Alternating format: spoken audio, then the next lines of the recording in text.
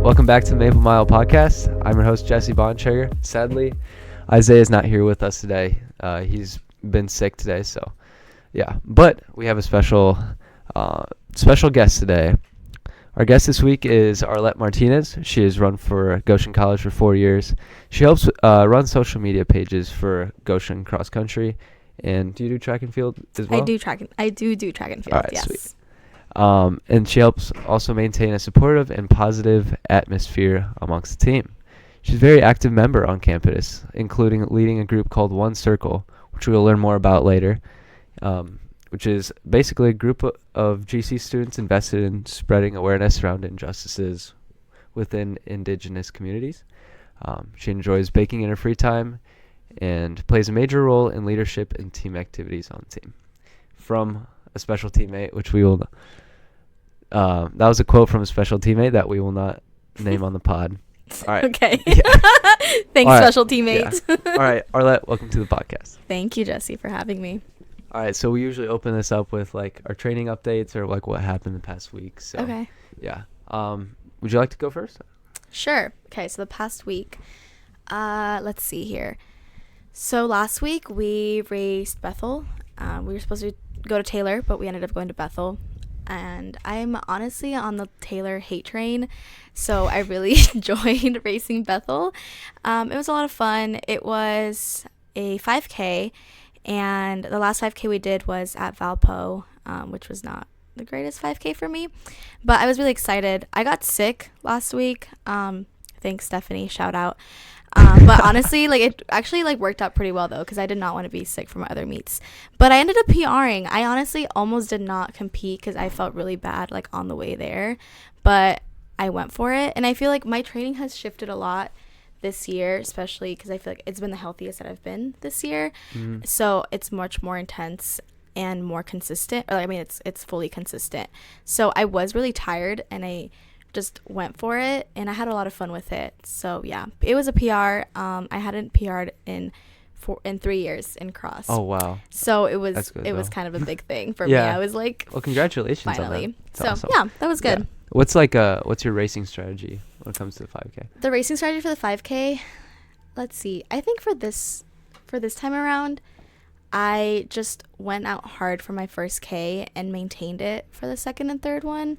Because I feel like sometimes, I feel like our first Ks are always our fastest ones. But for me, I feel like I usually go out hard on the first one and then I like psych myself out on the second and third one and I drop back. But I realized at PFW when we raced the 6K that I was like, why am I here? Like, this is too slow. Like, I should speed up. And so I guess race strategy for the 5K now is just go out hard on the first one, hold on second and third, and then just finish strong for the last two. Yeah, that's a good strategy, especially for the 5K. Mm-hmm. I agree. So I had do you have any other updates? Yeah. Not really. We had our workout yesterday at Taylor University. Again, Taylor hater, but it was actually good. It was cold, but it was fun to break up the Ks and sort of see the course again in a different way and actually think more about it. And like, I think I was able to see the course in a different way than I usually do. So like actually like noticing the turns and the like downhills and the uphills and knowing like, okay, at this point I know I'm probably going to be tired, but I should push or I should use the K before and sort of kind of remind myself like where I will be or where I want to be. And I think it was also really good mentally to just like see it in that way and like vision myself racing. Yeah. I would say Taylor was one of the probably the best workouts for me. Okay. It hurt because I was still fatigued from Bethel, but it was just fun, like racing with spike or doing a workout in only spikes, and just kind of digesting how we should feel at certain points in the race. Right. And just kind of enjoying it out there in the cold weather. As far as Bethel, for me, I raced good for being fatigued. I knew I was going to feel fatigued going into it. That's what coach has been telling us. But yeah, I didn't PR. I raced out there. Okay. I went out really hard for the first mile, and then I consciously took a step back. I'm like, that's not me. I'm going to move back. So Do you think you Yeah. would have been able to hold on if you did not take the step back? I Uh, think something would have changed. I'd probably PR in the 5K and then just die at like 7K. Okay. Yeah, I do want to work more on like my 6K, like the actual segment right there, Mm-hmm. because I feel like I just get into my head too much after 5. But yeah, I mean, just learning. I've only raced 3 of them, so Yep. There you go. yeah, there's a lot to learn. Yes. So yeah, we went to. Do you remember the restaurant that we went to after? Ivanhoe's, I Ivan- believe. yeah. Yeah. Great milkshakes. Shout out to them. Great food. It's good to eat something after. Yes, I agree. In a warm spot. So Yes. yeah, great. All right, so now we're gonna move on to more of like the interview and more of the Okay. personal things. So yeah, so what brought you to Goshen, first place? What brought me to Goshen? College as a whole. Honestly, gonna be completely real. I did not want to come to Goshen at all. I feel like I grew up in California. I lived there until 2017, and then I did my second semester of high school, freshman year of high school, through senior year at Goshen High School. When I lived in Cali, I ran here and there, and I had joined the track team there at that high school. But then when I came to Goshen, I was scared and I stopped running, which no. honestly, I kind of regret. Like, I actually really regret doing that because I was just scared. But throughout those 4 years of high school, I was like, I'm not coming to Goshen College. Like, I'm not going to. I just had that mentality that I was just not going to. And then senior year came around, and my aunt was actually an admissions counselor here, and she really was like pushing me to like try it out and figure it out. And then I also realized, like, how am I supposed to pay for school because of like my immigration status? And then I learned about the Dream Award that Goshen College has, and I applied for it out of the blue, and I was still kind of like 50-50 hesitant on like coming to Goshen. But then the more I thought about it and the more that I like came to visit, I actually really enjoyed like the community that was here. And I realized that like I probably could not do a big school, because if I like went to Goshen High School in a new place and I got nervous and like I shut myself down, like how am I supposed to do that in college and like being a first generation student? And my family was close, like they're close here, and then like I was like, I can't leave my dogs. And anyway, so then ended up making my mind more of like a 75% 25 that I was gonna come to Goshen. And then I got the Dream Award, and that sort of just sold it and was like, I'm coming to school. And that's awesome. Yeah. So that's the main reason why I came to Goshen, was because I found the community here, and I sort of like, I began to see that more and like take away like the idea of like, no, I want to go to a big school. And like as soon as I saw that and I like checked myself, I was like, okay, yeah, I'm gonna come to Goshen. And I feel like the Dream Award was sort of just like the good like cherry on top of being like, okay, let's do this. And then with running, I really missed running because I managed the boys track team in high school, my junior year in high school. Yeah. And so I got to do like Drew and that like squad, and I missed running, and I often like sat or stood like taking times and stuff during the track season, and I was like, I want to be on the other side. Like, I'm tired of standing on the sidelines. Like, I want to go back and race. Like, I want to get that feeling again. And so then my advisor asked me if I did any sports, and I was like, no, but I really like running. And they were like, okay. I was like, I'm probably not going to be really good at it. And they're like, it's fine. So then got a hold of Rustin, met Rustin, and then history from there. There you go. Yep. Yeah. I didn't know that you were the manager at Goshen High School. That's cool. I didn't know you did. Yeah. The three, like, shout out Tommy, Cole, and Drew. Yep. Especially Drew Hogan. Yeah, especially Drew Hogan. Yep. Yeah. Tommy, Drew, and Cole. Yep. Squad. Yeah. All right. So we mentioned this a little bit before, but you're part of One Circle. Could you kind of elaborate on that? I mean, I know I said like a one line about it, but yeah. So I am the co-founder and then current president of One Circle, and One Circle was co-founded by myself and then by my friend Manny Villanueva, who ran here and graduated last year.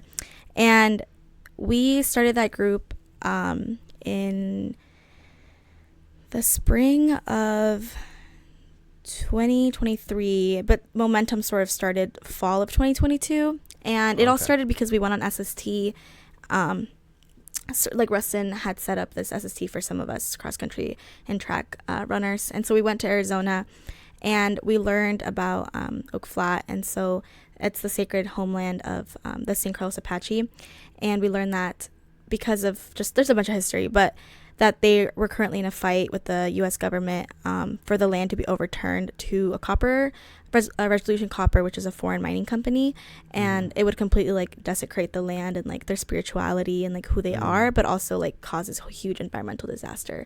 And so, but we connected mostly with the land and what was happening, and especially Dr. Winsor Nosey, who's the Apache stronghold leader, because he connected with us in terms of like running and how important running is for them, and so they're known as like the mountain runners, and so they have like these sacred runs every year that I actually got to be a part of this summer. But so we connected in the running aspect, and he like pointed out how important running is and how like we are able to connect with the land in a different way. And so just going beyond like the competition side of running and like the spirituality part of running, which we really like connected with. And then when we came back to Goshen, we were like, well, we should like bring some awareness to this because like we did not know about this. And so then we did a running campaign during the month of October, one of those months, in 2022. And we have like a bunch of stuff on the cross country page, but like that was like mainly led like by myself and Manny, and then we like dedicated a mileage to like Oak Flat and like the movement and what was happening. And then Manny and I kind of put our heads together, and then her name's Sarah Augustine. She's a executive director of this coalition, and she came to talk, and she like basically was like, we need to work together. And we're like, all right. And so Manny and I were like, are we gonna do this? We're like, yep. So we co-founded the thing, and it got a lot of momentum, like it still does since the start, and we've done a lot of campaigns. We were on the news for a segment, like we did something with the Indian Child Welfare Act, and we were on the news. We had a bunch of news coverage and like newspaper stuff, and we're still doing it, or I'm still involved in it now, of course. But yeah, so Manny graduated last year, and then now I'm the president, and then another fellow teammate is the vice president. And the future of it is that once I graduate, it'll be his to take. Yeah. So we'll see how that goes. Yeah. Shout out Demi. Shout out Demi. So yeah, Manny and I see something in him, so I know he's got it. But that's One Circle. So it's sort of like one of my pride and joys, and I've done a lot of work with it. A lot of it too with the community. Like I feel like sometimes there's not a lot. There's pretty like good support on campus, but I think within students sometimes it's hard to like get people out there in a more like serious topic. So we're also trying to figure out how to shift it to continue obviously being serious, and we're talking about the serious things, but also bring awareness in a more fun, light way. But we have a lot of connections with community members, and we've been able to do a lot, and so yeah, that's sort of One Circle. But yeah, we went on a running, we went to one of the sacred runs this summer, and that was a lot of fun. And so I was also I was telling Rustin that maybe like we should get like some people out there, you know, like get the group out there. And Winsler knows like the Goshen cross country team, like he knows like who we are, and he's coming next week, so shout out to him. Hey. So yeah, but that's One Circle. Sweet. Like the name One Circle, is there like a meaning behind that? Yeah, so when we were trying to figure out like what we were going to do with this, because we knew we wanted to do like bringing awareness and advocacy towards like Indigenous injustices, but we're like, okay, okay, they keep telling me that there's my lineage at some point is probably Indigenous, but like I don't currently identify myself as Indigenous. And so then I felt like, okay, what name do we create without making it seem like it's something else? And so Manny actually came up with it because it comes from the Apache stronghold prayer that goes one drum, one prayer, one circle.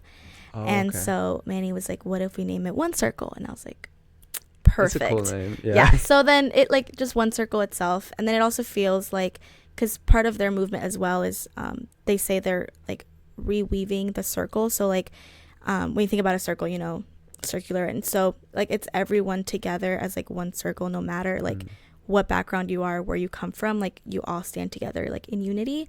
And so it sort of like went hand in hand with like what we were doing and like bridging gaps between different communities and creating sort of that unity together. Yeah, no, that totally makes sense. Yeah. Cool. All right. What we got next? Are there any events coming up that you want to shout out? For One Yeah, Circle? there we go. One Circle events. I don't know when this is gonna air. When are we airing this? It'll come out tomorrow. Tomorrow. Okay. Yeah. Thanks, producer Max. So next week is a very exciting week for us, and I'm really excited. So Dr. Windsor Nosey, he's a former chairman of the St. Carlos Apache tribe, but he's the leader of the Apache Stronghold, which is the nonprofit that's doing all of like the movement. He's coming to speak on. He'll be here Tuesday night, but he's doing a convocation on Wednesday. So come out to Convo, get your swipe.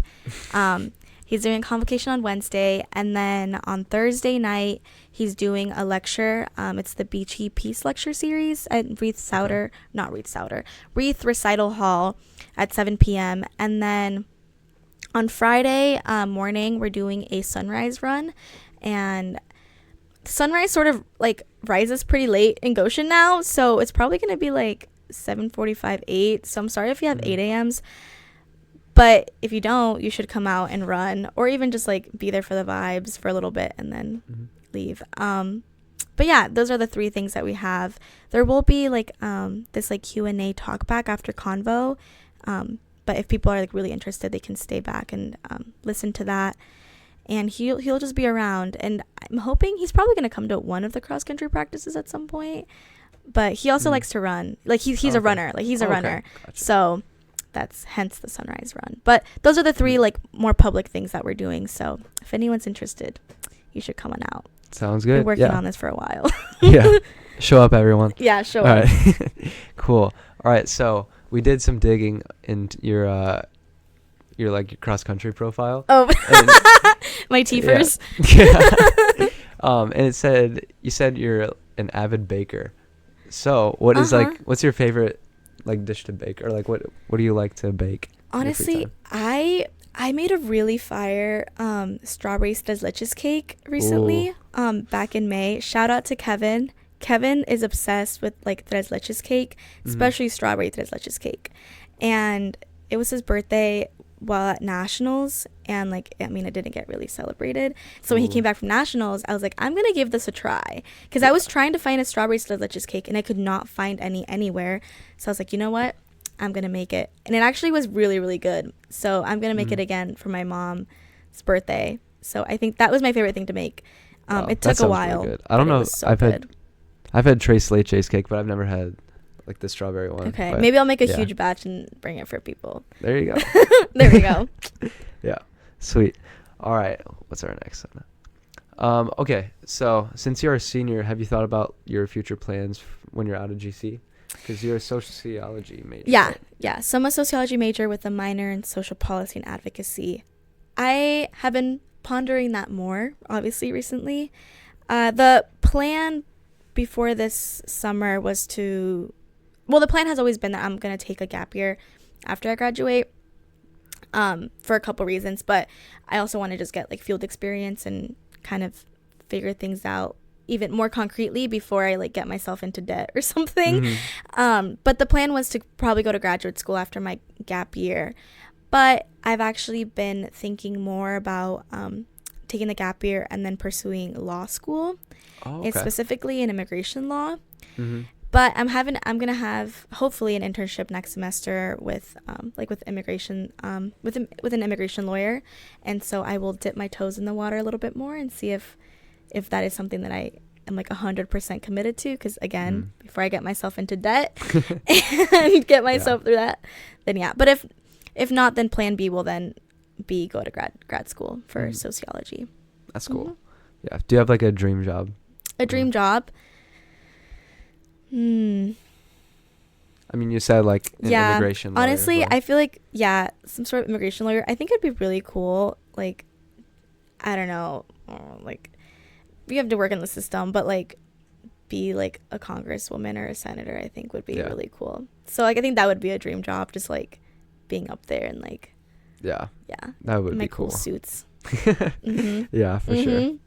All right, so that was pretty much the bulk of what we had planned, and now we got a couple fun topics, I guess. Okay.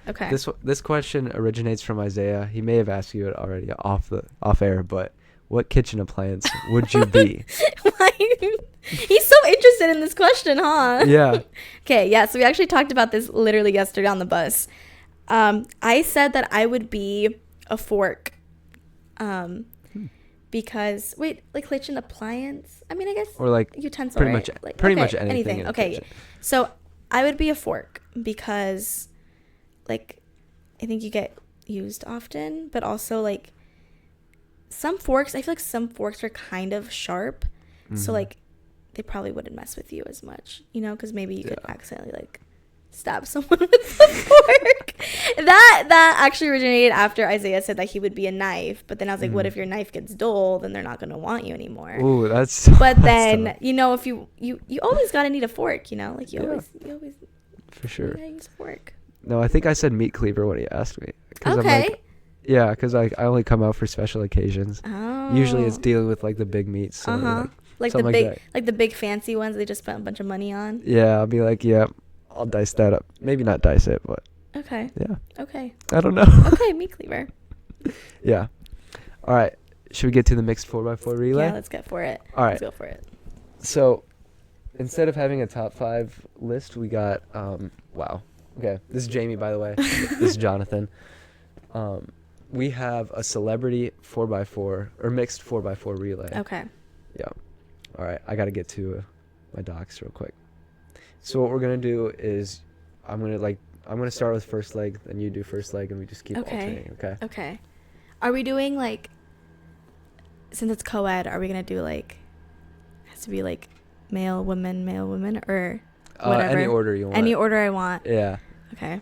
Yeah. Are we gonna give reasonings why we chose that celeb? Sure. Okay. Yeah. I mean, mine have like there's a correlation between Okay. those, Okay. Yeah. All right. Leading my team off is Chris Evans. Okay. Captain America. Fire. He's pretty strong, I would say. So Mm-hmm. yeah, that's my justification. Chris Evans. Okay. He's the guy. All right. Okay. Leading my team off would be Dwayne The Rock Johnson. I would Max. I would have him lead off the team. He is also pretty strong. I would see how he would do with running, but I think he could pull a pretty good 400. Yeah, he could probably rip a 400. Yeah. All right. For my second leg, I got Gal Gadot. Okay. I feel like she's kind of got a runner build, and she's Wonder Woman. Like, she's got to be powerful. Yeah. That's all I have to say Okay. about Gal. My second leg would, just because I think that this would be hilarious to watch, and I feel like you always have Dwayne The Rock Johnson and Kevin Hart together. So I would have Kevin Hart as my second leg, because I would love to watch Dwayne just try to give the baton to little Kevin Hart. Yeah. Yeah. That's Be my like, Kevin, justification. you have to go. Yep, that would be my justification. Kevin just for like, that one. he's just like yelling at Dwayne. Like, Yep. Yeah. I think that'd be hilarious great. to watch. Yeah. All right. Number 3, I got Anthony Mackie. Okay. I feel like he's got to be a sprinter. I mean, I looked at he's getting up there. Like, he's almost 50, but I think that he could still run pretty quick. Okay. Yeah. Okay. Perfect. My third leg, I would pop in there like Simone Biles, Oh, yeah. She has agility, She does have Yeah. a lot of agility. Yeah. She got gold, right? In Yeah, Paris? I'm pretty sure. Yeah. Right? Shout out Simone. Shout out Simone I know you're Biles. listening. Oh, yeah, of course. Yeah. All right. And then my anchor is Jennifer Lawrence. Oh, Games, okay. Okay. Yeah. My anchor, I'm taking his suggestion. I asked early in the weight room. I was with Jalen. Shout out Jalen, our athletic trainer. And she said Taylor Swift. That Taylor Swift would have to be in there. Oh, yeah. Because she trained, like, for her concert or something, like, running, like, 3 hours straight while singing her songs. And so Jalen believes that, like, she could maybe pull a pretty good 400. Maybe. So we'll have Taylor Swift in there, I guess, and see how she does. That's a good list. Drop in the comments who's going to win that. I feel like yeah. I feel like you put more thought into yours about Well, it. I just put up people together. No, I literally did it like 20 minutes before the podcast. But yeah, I was getting ideas bounced with Ella and Max. Perfect. So, yeah. All right. So that pretty much wraps it up for what I have. Okay. Max, what are we at so far? 25. That's pretty good. Fire. Yeah. All right. Is there anything else you got to say? No. Come and watch us next. Where are we next? October Great 26th. Great Lakes, Grand Rapids, Michigan. Yeah. Come on out. There we go. Yep. All right. Thanks for joining us. Thank you for having me. And we'll see you guys next time. See ya.